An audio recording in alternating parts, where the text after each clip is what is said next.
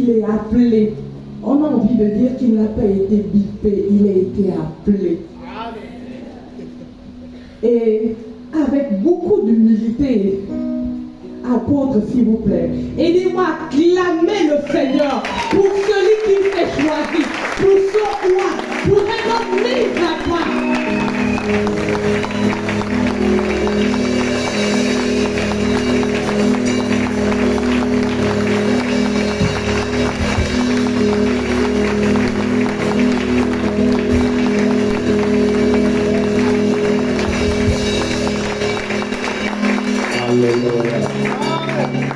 Alléluia.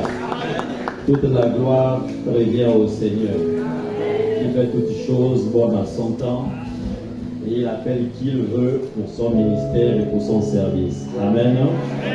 Avant de tout commencer, permettez-moi d'honorer le père de la maison, le chef, le surintendant, qui m'a fait l'honneur de parler la part du Seigneur sur son lieu de travail, son bureau, en cette deuxième semaine, en ce deuxième dimanche du mois de janvier de l'année 2024. Amen. Et pour nous, c'était l'honneur d'avoir un tel père dans l'église, dans la maison, qui sait reconnaître les ministères et qui, comme il le peut, pousser certains à aller de l'avant. Amen. Donc, nous sommes honorés de l'avoir. J'ai parlé de votre papa, notre chef à tous, le révérend surintendant Julien Guiat. Est-ce qu'on peut honorer le Seigneur pour sa vie?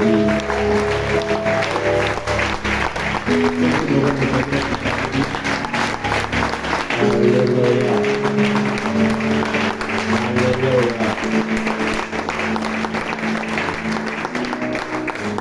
Également aussi recevez mes vœux de bonheur, de prospérité, de santé renouvelée, beaucoup plus d'attachement au Seigneur. Amen.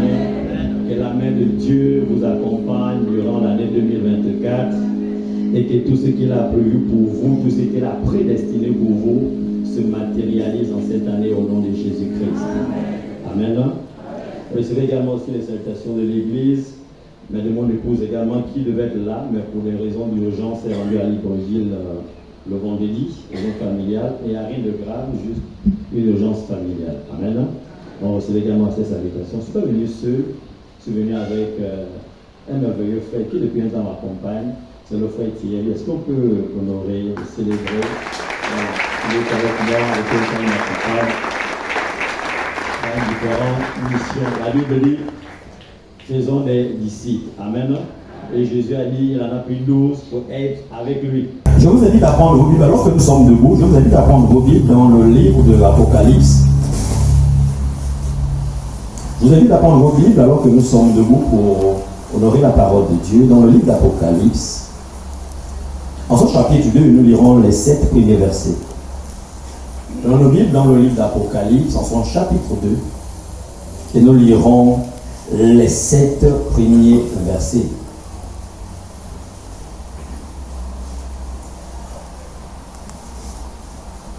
C'est ainsi, c'est une habitude ici, mais chez nous, on a la Bible debout. Il y en a encore qui sont assis. On attend que vous vous levez pour lire la parole de Dieu. Si tu es venu pour la première fois, peut-être que ça ne se fait pas là où tu étais, mais on le fait.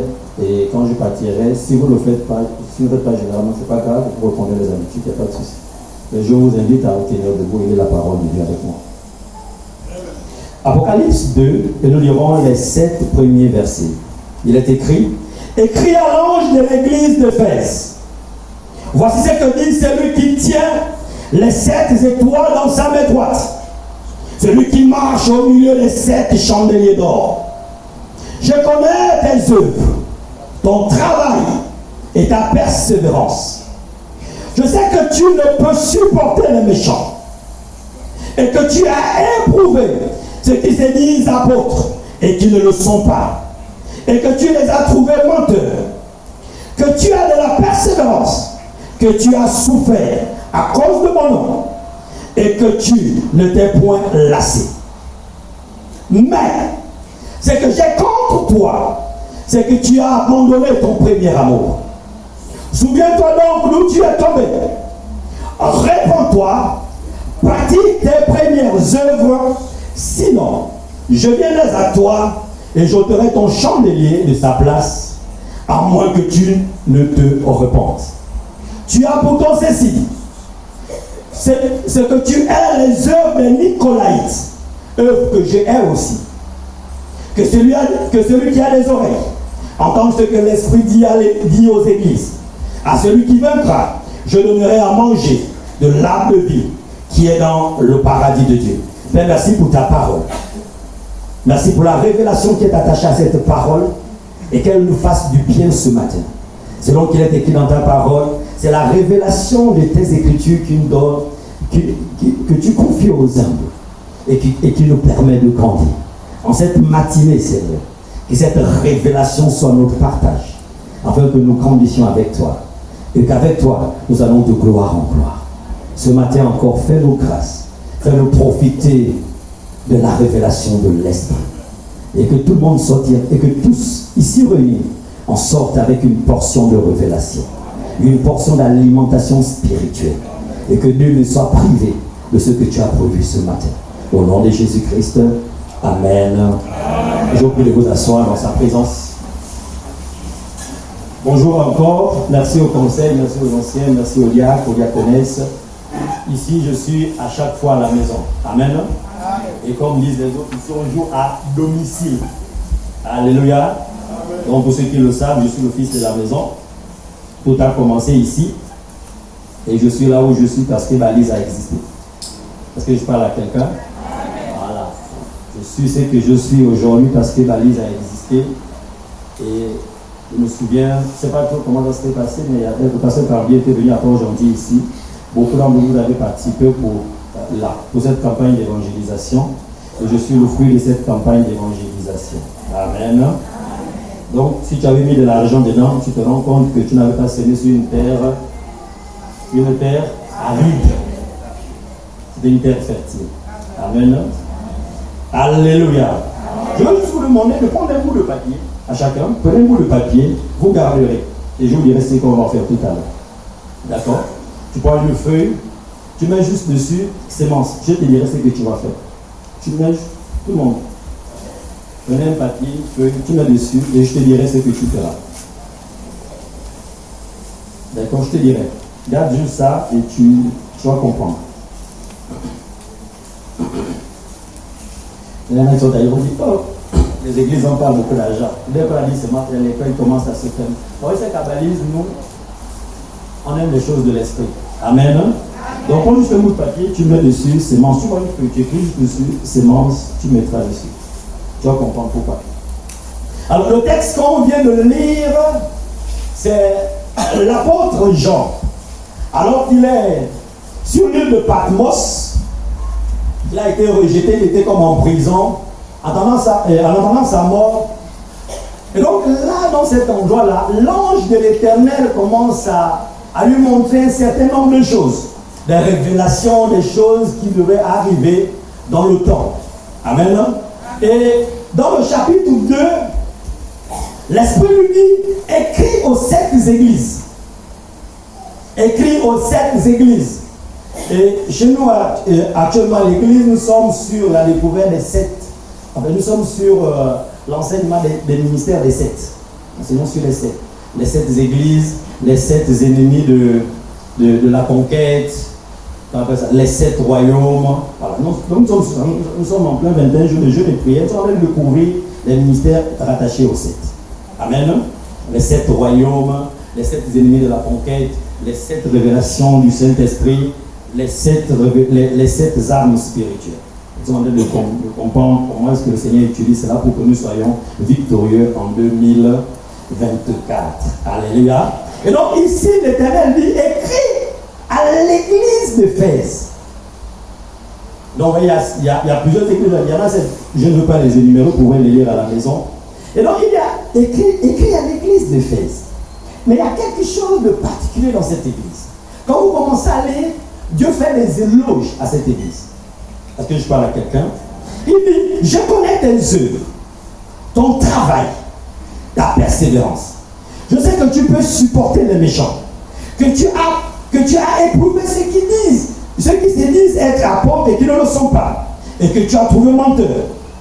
tu as de la persévérance, que tu as souffert à cause de mon nom, et que tu ne t'es point lassé. C'est le verset 4 qui me parle. Le verset 4 dit quoi? Juste la première partie. Il dit quoi? Mais. Juste mais. Le verset 4. Il dit mais. Lorsqu'un mais mis dans une phrase, il a la capacité d'annuler tout ce qui a été dit en amont. Est-ce que je parle à quelqu'un? Dieu vient ici, il pose un mais. Ça veut dire que tout ce qu'il a dit devant là-bas, c'était bien. Mais là, dès que le mais est mis là, ça annule tout. Ça annule tout. La consistance qu'il a, il dit c'est bien, mais. Et puis voyez-lui, le verset 6 il dit, tu as pourtant ceci, que tu es les œuvres des Nicolaïtes. Les Nicolaïtes étaient une secte dans cet environnement. Il y avait une grande secte des Nicolaïtes. Ils combattaient même les églises. Il dit, et pourtant tu as ça de commun avec moi. Mais, il y a un vrai mais. Non, touche un frère, tu dis mais. Non, touche un frère, ne regarde pas. Touche une soeur, il y a un vrai mais. Tu vois, il y en a qui disent, tu viens à l'église, tu me sers, tu donnes tes dîmes et tes offrandes. C'est ça, non? Tu es parti pour réunion. Mais, tu t'es même conservé chaste. Mais, tu as même abandonné la mauvaise vie, la fornication. Mais,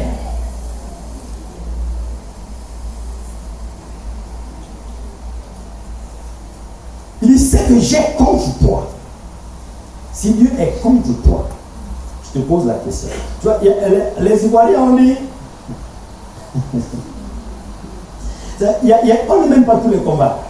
Si tu as un problème avec un homme, c'est facile, on peut arranger ça, c'est ça, non? Mais si c'est avec Dieu, Dieu dit ce que j'ai contre toi. Dieu dit quoi? C'est que tu as abandonné ton premier amour. Et mon thème ce matin, c'est comment revenir à son premier amour. Comment revenir à son premier amour? Dieu te dit, tu as abandonné ton premier amour. Tu l'as abandonné. Ça veut dire que à l'église, tu es active. Tu es actif. Tu fais ce qu'il faut faire. C'est tellement subtil de comprendre cette partie-là que, à un moment donné, il faut qu'on s'arrête. Et en ce début d'année, nous sommes beaucoup tous versés dans les activités. Il y a deux églises qui existent. Souvent encore, il y a deux modèles d'église. Il y a l'église de Marie et il y a l'église de Marthe.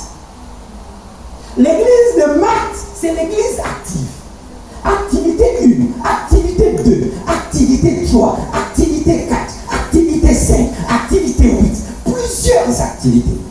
Mais l'église de Marie, elle ne bouge pas trop. Elle fait des activités. Mais avant qu'elle ne démarre, elle s'assoit au pied du maître. Et c'est ce programme que je m'ai inspiré. En début d'année, dès que l'année commence, le premier lundi de l'année, nous avons 21 jours de jeûne et prière au pied du maître.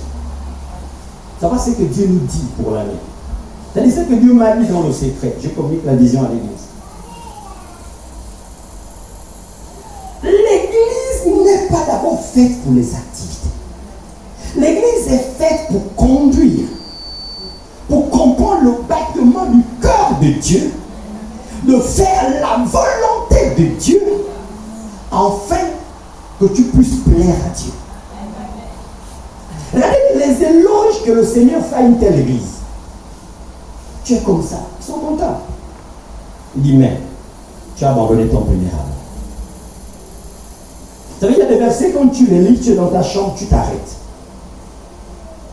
Tu te poses des questions.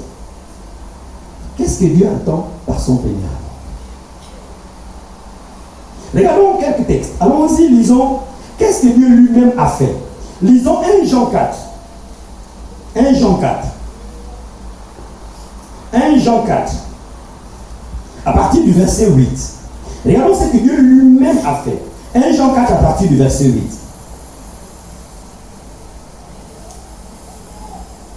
1 Jean 4, verset 8 à 10.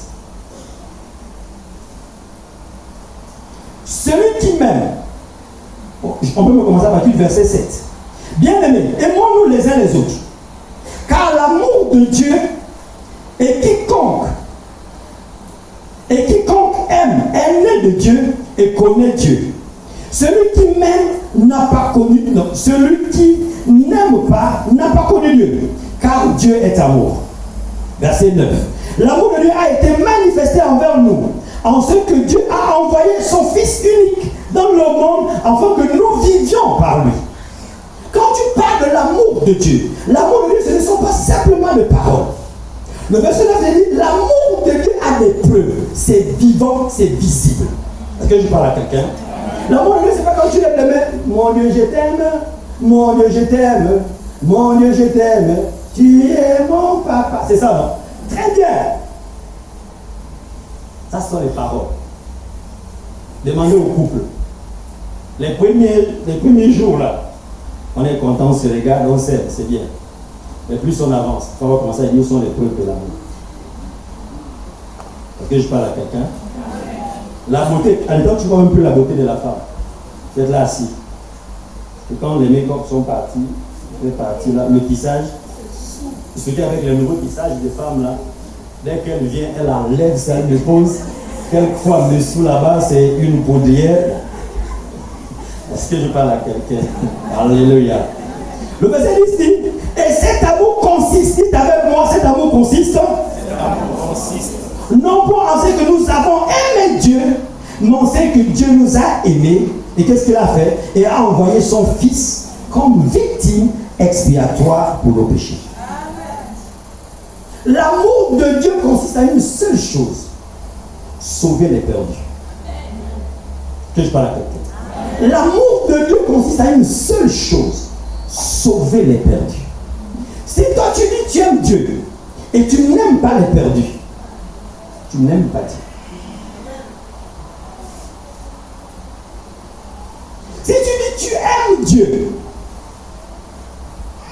et tu ne t'occupes pas des perdus, des non convertis, tu n'annonces pas l'évangile, tu n'aimes pas Dieu. Et ce texte m'effraie beaucoup.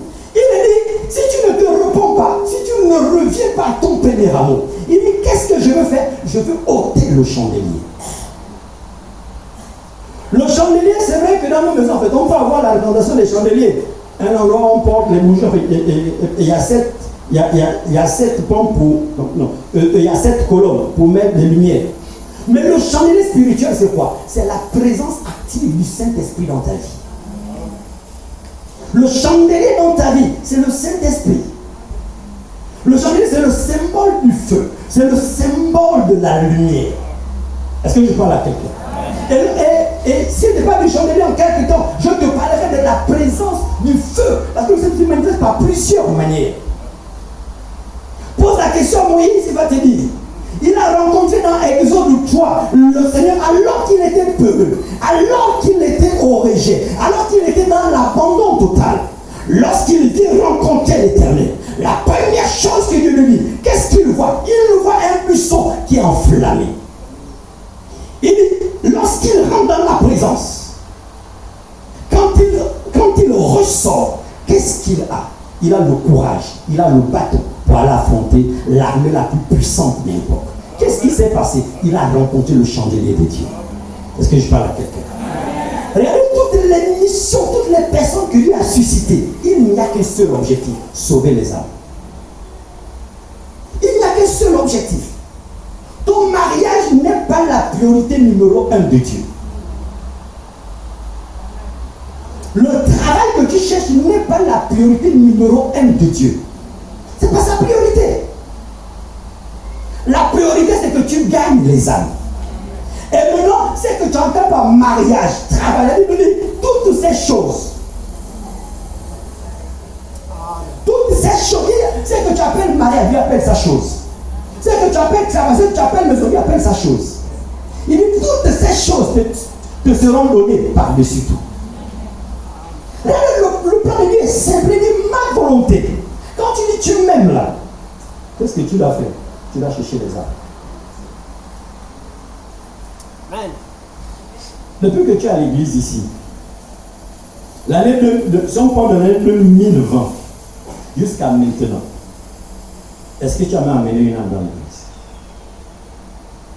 Mais tu pries, quand tu regardes tes prières, ce sont des prières égoïstes. Seigneur, donne-moi, donne-moi, donne. Quand même quand tu es dans la prière, Dieu dit aux anges, oh, donne-moi encore à l'idée. C'est des prières égoïstes.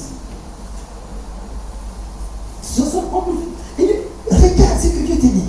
Il dit, la manifestation de l'amour de Dieu, c'est qu'il a envoyé son Fils comme victime expiatoire à la croix pour te sauver des péchés.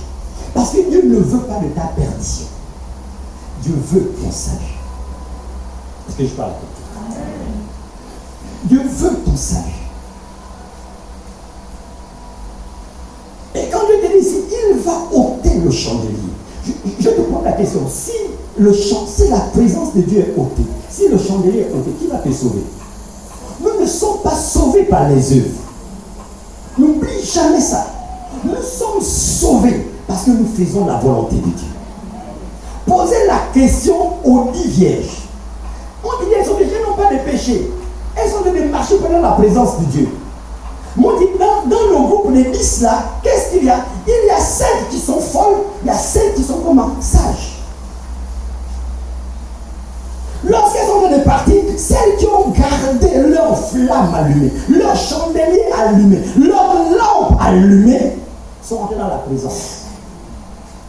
Mais les 5 autres là, du fait que leur lampe était éteinte, elles ont été renvoyées. Quel était le péché qu'elles avaient commis? Aucun. Mais c'est quoi le problème? Le Saint-Esprit n'était pas activé en nous. C'est le Saint-Esprit qui nous sauve. C'est lui qui te transporte et t'amène dans le royaume de Dieu. Si tu n'es pas en relation avec lui, qui va t'amener? Qui? Il faut qu'on revienne aux objectifs du royaume. Il y a plusieurs messages que nous écoutons aujourd'hui, mais peu de personnes venues prêchent le message de l'évangile.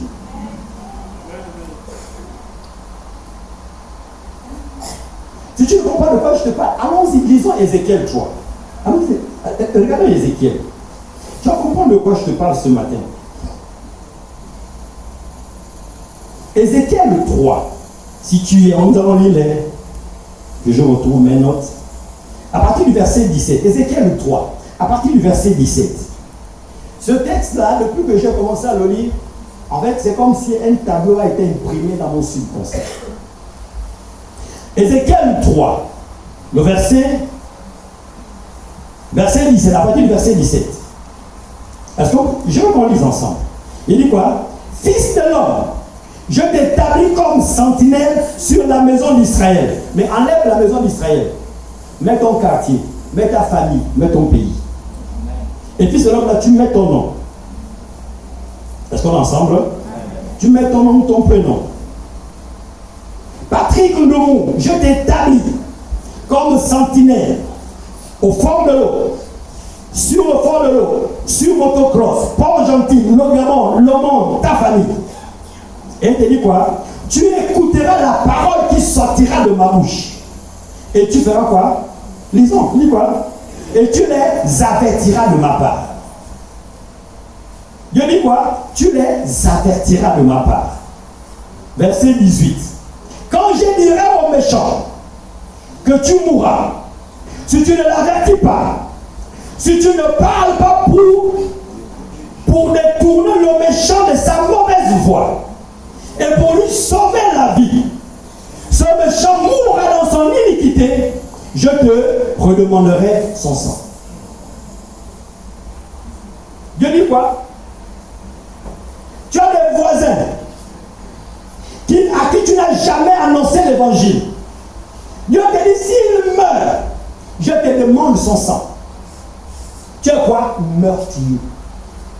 Est-ce que les meurtriers héritent le royaume des cieux? Donc ça dit que tu peux rater le ciel. Pas parce que tu as commis un péché, mais parce que simplement, tu n'as pas annoncé l'évangile. Il n'y a pas d'option dans l'évangélisation. Est-ce que je parle à quelqu'un? Il n'y a pas d'option. Il faut enlever le mot évangéliste. Tout le monde est d'abord évangéliste à son niveau. Tu dois sauver les les âmes de ta maison. Tu dois parler, tu dois prêcher l'évangile dans ton quartier.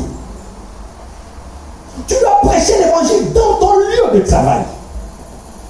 Chez moi à l'église, les activités, comment on appelle ça, la journée des feuillages, la journée des JPC, les journées des hommes, tout ça. Nous les faisons. Mais j'ai une condition chez moi. S'il n'y a pas un programme d'évangélisation à ça, vous vous asseyez. Ça m'apporte quoi qu'un jour, vous allez vous retrouver entre vous-mêmes, femmes là et tout. On va vous ramener les mêmes messages. Il n'y a pas de gens convertis. On commence par dire, vous faites un programme, je vois. Ça m'a dit, montre-moi un programme. S'il n'y a pas, vous ne le faites pas. Voilà le programme de l'évangélisation. Tout ce que nous faisons doit avoir des gains des âmes. La dernière journée d'évangélisation, enfin, des femmes chez moi, elles ont fait un programme. Il y a une maman qui s'est convertie. Elle est venue avec ses enfants. Le séminaire de fin d'année qu'on a eu à faire, son mari est venu, il a donné sa vie au Seigneur. Donc là, on a toute une famille qui s'est donnée au Seigneur. Et le dimanche, il est venu assister au programme. Le dimanche, il était à l'église, on a prié. Le dimanche soir, quand il est parti à la maison, Dieu a ouvert une porte, il a commencé le travail. Parce que ça faisait près de 4 ans, 5 ans, il était assis à la maison. Mais c'est parti des femmes qui ont obéi à une parole de Dieu. Que je parle à toi. Chez moi, les jeunes, c'est pareil. Je dis les jeunes, JP, c'est OK. Le programme d'évangélisation est fait. Et il vous fait au moins 2 jours de jeûne. Vous jeûnez pour les âmes. Cherchez les âmes du Seigneur. C'est la priorité de Dieu. Ce n'est pas quelque chose de mécanique. Cherchez les âmes de Dieu. Dieu te dit, regarde ce que Dieu te dit. On est là, on passe de ce chien, donne-moi. Et qu'est-ce que Dieu gagne avec toi? Il dit quoi? Il dit, je te demanderai son sang. Verset 19. Il dit quoi? Mais si tu avertis le méchant et qu'il ne se détourne pas de sa méchanceté et de sa mauvaise voie, il mourra dans son iniquité et toi tu feras quoi? Et toi tu sauveras ton âme. Ça veut dire, tu as mis la personne devant sa responsabilité. Dieu te demande de faire ta part. Tu dis, tu aimes Dieu. Dieu dit, voici ce que j'ai contre toi. Tu as oublié mon amour. Tu as abandonné mon amour. Et ça, c'est beaucoup plus des chrétiens qui ont duré dans l'église. Tu as fait 10 ans, 15 ans pour toi. En fait, c'est déjà une conformité. Tu connais les lois de Dieu, mais tu as oublié la relation avec Dieu. La loi, le respect des lois de Dieu, c'est pas ce qui t'amène au ciel. C'est la communion avec le Saint-Esprit qui t'amène au ciel.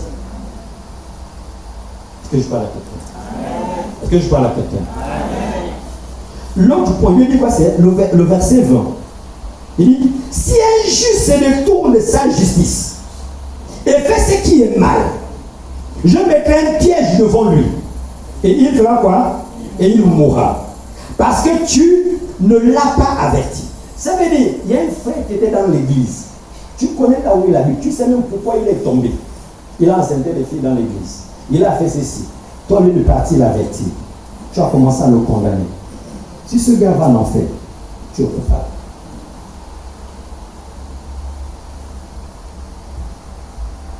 Non, regardons les Écritures, c'est pas moi. C'est ce que la Bible dit ici.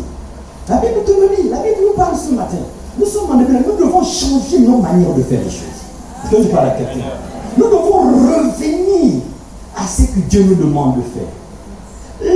L'église est caractérisée par l'amour. Il dit, si tu n'aimes pas ton prochain, on est capable de dire, si tu ne juges pas ton prochain. Nous nous sommes inscrits dans le monde d'un jugement permanent. Il a fait ceci, il a fait cela, il a fait ceci. Si on projette ta vie au tableau, ce qu'il a fait là, ça c'est ce qu'on a vu, mais pour toi, c'est catastrophique. Même les pensées que tu as là pendant que tu es en train de parler là, est-ce que toutes tes pensées sont bonnes? Tu vois? Donc si on projette ces pensées là, je pense que tu vas aller au ciel.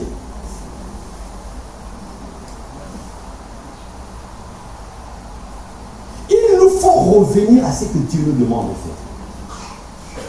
Notre soif est celle de faire la volonté de notre Père. Et la volonté de Dieu, premièrement, c'est le gain des âmes. Le reste, avoir un temps, c'est pour recevoir les âmes. Avoir une bonne chorale, c'est pour entrer dans la présence de Dieu. on n'a qu'un seul but, aller dans la présence de Dieu.